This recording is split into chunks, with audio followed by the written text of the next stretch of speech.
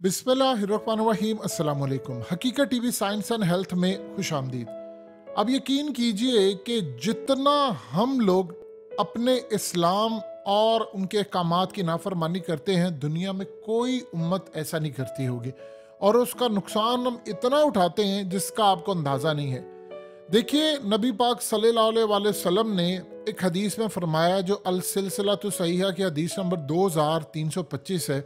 उसमें फरमाया है कि नज़र आदमी को कब्र में दाखिल कर देती है और ऊंट को हांडी में। इसका क्या मतलब है कि आप कब्र में दाखिल करने का मतलब है कि जो ईवल आई है, नज़र बद है, वो आपको इतना नुकसान पहुंचाती है, बुलंदी से गिराती है, उरूज से गिराती है, आपके चलते काम बिगाड़ती है, रुकावटें पैदा करती है और आपको बीमार भी कर देती है, आपको नुकसान पहुंचाती है, फाइनेंशियल लॉस, आप सीधा कब्र में जा उतरते हैं। और इसी तरह आपको यहाँ तक ऊंट को हांडी में डालने का मतलब यह है कि ऊंट इतनी बुरी तरह, एक चलता तंदुरुस्त ऊंट, यानी वो बीमार हो जाता है और करते करते हांडी में आ जाता है, यानी उसको ज़िबा कर दिया जाता है और उसके टुकड़े हो जाते हैं और फिर उसके बाद वो हांडी तक पहुंच जाता है। यानी इतना बड़ा ऊंट, ये नज़र बद जो है वो आपको नुकसान पहुंचाती है।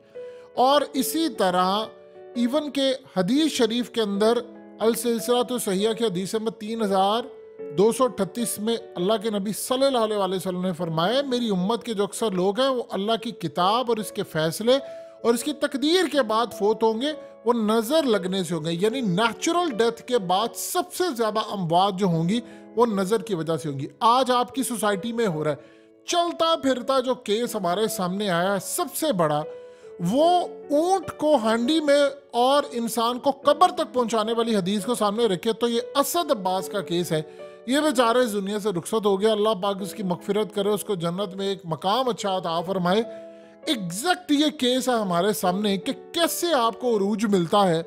इस बेचारे के ऊपर तकरीबन 8 करोड़ रुपए के इलाज पर खर्च हुआ है और ये इसी ने कमाया था। इनकी फैमिली के अंदर कोई बंदा अमीर नहीं था, गरीब ये थे। 2008 से इस बेचारे ने सिंगिंग का आगाज किया है और करते करते इसने उरूज हासिल किया और पिछले कई सालों में अचानक इसके साथ ये मामला हुआ कि ये कहता है कि मैं जब एक दिन सुबह उठा, अब आप जरा समझिए नजर लगती कैसे। वो कहता मैं सुबह उठा तो अचानक अंधेरा मेरी आंखों के सामने छा गया और मुझे पता चला मेरे गुर्दे फेल हो गए। यानी आप इमेजिन करें नजर बद कैसे लगती है। देखिए, जो जादू होता है वो दीमक होती है, वो आपको अंदर ही अंदर खाता जाता है, खाता जाता है, खाता जाता है और आप बीमार हो रहे हैं, आपकी चीजें खराब हो रही है। 2 साल, 5 साल, 7 साल, 10 साल, आप उसके बाद तबाह हो जाते हैं। ये जो नजर है वो ये है, यानी जादू समझ ले, टेबल को दीमक लगी हुई है, वो खाई जा रही है, और जो नजर है वो आप एक बड़ा सा पत्थर उठाए और उठाकर उस टेबल पर दे मारे, उसके टुकड़े टुकड़े कर दे। ये नजर है कि वो उसी वक्त आपको जमीन पर पहुंचा देती है आसमान से। इस बंदे के साथ भी यही सूरत हाल हुई है और उसका इलाज क्या और हम लोग करते क्या है जिसकी वजह से मामला खराब हुआ।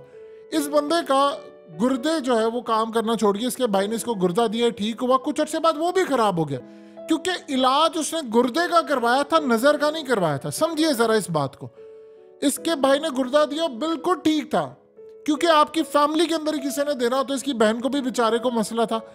तो आप सोचिए जरा, इनका घर बिक गया, इनकी गाड़ी बिक गई, इनका सब कुछ बिक गया। बिकने के बाद इस बेचारे की जिंदगी इतनी बुरी तरह बर्बाद हुई। इसको किसी ने कहा कि यार आप यूएस चले जाएं, और जो सिंगर आलमगीर है उन्होंने कहा कि आप यूएस जाएं, वहां पर इलाज करवाएं। मैंने भी इलाज करवाया था। अब ये बेचारे सबको डोनेशन के लिए कहते रहे, लोग इनकी मदद करते रहे। इन्होंने कहा कि मुझे बड़े बड़े लोगों ने कॉल की है, बड़े बड़े लोगों ने कॉल की और कहा जी हम आपकी मदद करेंगे। किसी ने मदद नहीं की। फिल्म इंडस्ट्री के अंदर कोक स्टूडियो में इन्होंने गाना गाया और इनका देखिए, एक बहुत बड़े सिंगर जिसे कह सकते हैं कि जी बहुत ही बड़े सिंगर थे, इनसे बड़ा कोई सिंगर नहीं था, ऐसा नहीं है, लेकिन एक अच्छे सिंगर थे, आवाज इनकी अच्छी थी। इनकी फैमिली के अंदर किसी ने सिवाय गुर्बत के कुछ देखा ही नहीं था, पढ़े लिखे ये नहीं थे। अब आप सोचिए जरा इस बेचारे के साथ जो हुआ है, नजर इसको लगी है और अचानक इन नजर, असल में देखिए जब आप किसी भी शख्स को, जिनको थोड़ा सा भी फेस रीड करना आता है, थोड़ा सा भी दीन का वो इल्म रखते हैं या वो दम को समझते हैं, वो इसकी शक्ल देखकर इस बेचारे की बता देते कि इसको नजर लगी हुई है। इसने अपना इलाज, इसका मसला ये था कि इसने अपना इलाज मेडिकली करवाया, इसने नजर का नहीं करवाया, तो नजर तो स्टिल वहीं पर है। अब आप एक बात बताइए, आपकी बॉडी के अंदर कैंसर फैल चुका हुआ है, 4थी स्टेज का कैंसर है, यह कैंसर हर हद पार करके आप कैंसर के इलाज की बजाय आप टेम्परेरी इलाज वो कर रहे हैं कि अभी तकलीफ हो रही है, पेन किलर खा लिया, डिस्प्रिन खा ली, पैरासीटामोल खा ली, फलाना खा ली, ये खा ली, तो वो आपको उससे रिलीफ मिलेगा वक्ती तौर पर, लेकिन जड़ तो आप नहीं पकड़ पा रहे, बीमारी तो अंदर ही आपके मौजूद है। तो वो आपको खाई जा रही है, खाई जा रही है, खाई जा रही है, ऑर्गन्स आपके डैमेज हो रहे हैं, हो रहे वक्त गुजर है, उसके साथ उनकी अब इस बेचारी की मौत हो गई है। अल्लाह पाक इनको जन्नत में जगह दे। प्रॉब्लम यहाँ पर क्या आ रही है, और पाकिस्तानियों को ये बात समझ नहीं आती। देखिए, दो चीजें, जिस मुआशरे के अंदर लोग ज्यादातर शिकार होते हैं गुर्बत का, मिडिल क्लास का, घराने का, या उनके माशी हालात ठीक नहीं होते, वहां ये नजर बहुत ज्यादा लगती है।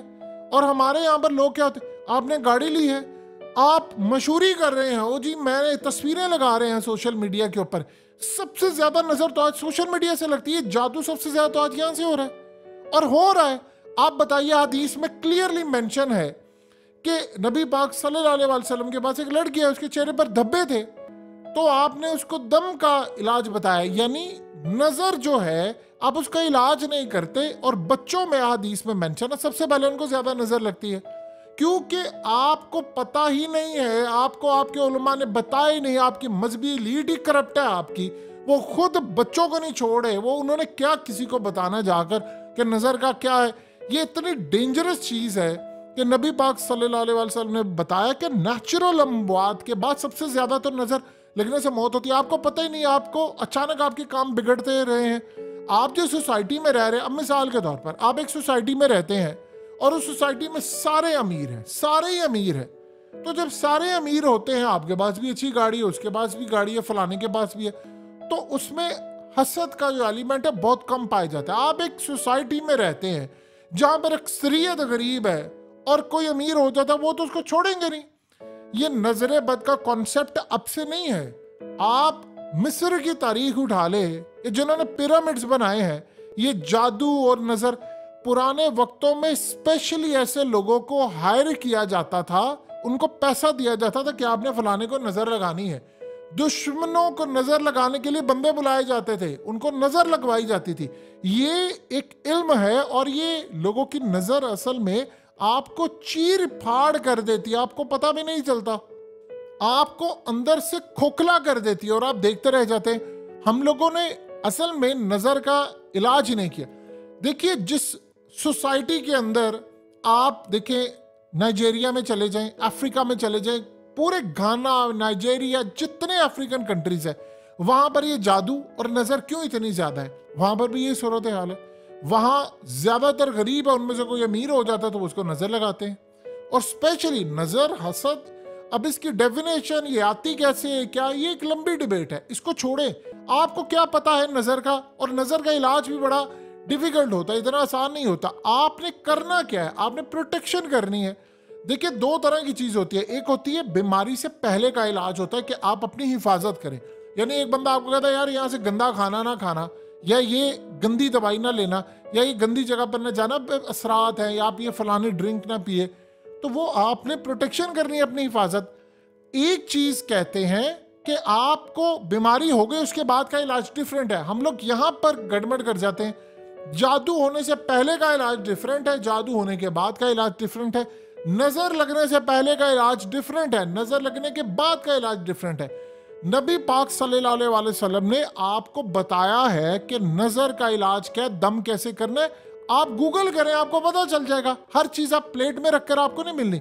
अपनी रूटीन बना ले, जो नबी पाक सल्लल्लाहु अलैहि वसल्लम सुबह शाम की दुआएं पढ़ते थे, उनको पढ़ा करें। माउस्तीन पढ़ा करें, सूरह बकरा को डेली बेसिस पर।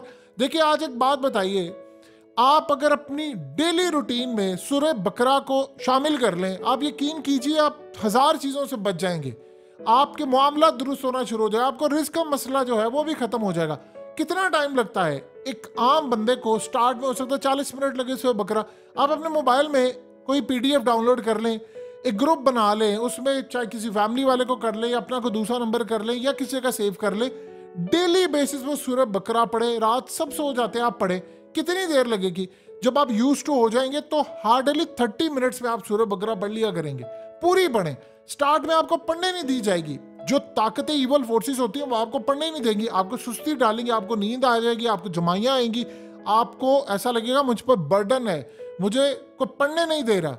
ये जब आप चीज़ें पढ़ना शुरू होंगे with the passage of time, आप इसको रूटीन बना लेंगे। इसी तरह जिस तरह आप पानी पीते हैं, खाना खाते हैं, आप अपनी रूटीन में इसको शामिल करें और ये दम जो है जितने बताएंगे इसको पढ़ा करें। ये अब जो दौर चल रहा है ये इवल फोर्सेस ताकतवर हो चुकी हुई हैं, तजाली फितने का दौर है। अब तो ये आपको छोड़ेंगे नहीं, आने वाला वक्त इससे ज्यादा बुरा है। खुदा का वास्ता है सोशल मीडिया पर अपनी ये जो तशहीर करनी बंद करें, और ये जो आप लोग चीजें दिखा रहे हैं, अपनी हदीस शरीफ में अल्फाज हैं कि हर नेमत करने वाले से हसद किया जाता है। आपको पता ही नहीं आपके बहन भाई, आपके यार दोस्त इर्द गिर्द आपसे कितना हसद करते हैं, सड़ते हैं। ये जेलस का वर्ड हम यहाँ पर यूज नहीं करें, सड़ते हैं आपसे, और आपके इर्द गिर्द के लोग आपको पता ही नहीं है।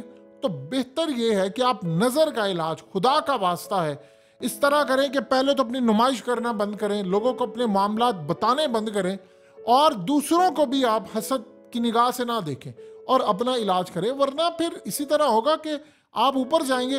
अब इनकी फैमिली में न जाने हो सकता किसी ने नजर लगाई, क्योंकि सारे गरीब थे, इनके पता नहीं कोई जेलसी हो फैक्टर इनकी कोलीग के अंदर फलाना। लेकिन आज देख लो बेचारे इस दुनिया से रुखसत हो गया, क्लियरली हदीस के मुताबिक कि आपका उरूज आपको कब्र तक ले गया है। हकीकत टीवी साइंस एंड हेल्थ की इस वीडियो के नीचे कमेंट ज़रूर कीजिए, अपनी राय का इजहार ज़रूर करें, और इस वीडियो को हर जगह शेयर करते हुए चैनल को सब्सक्राइब ज़रूर करें।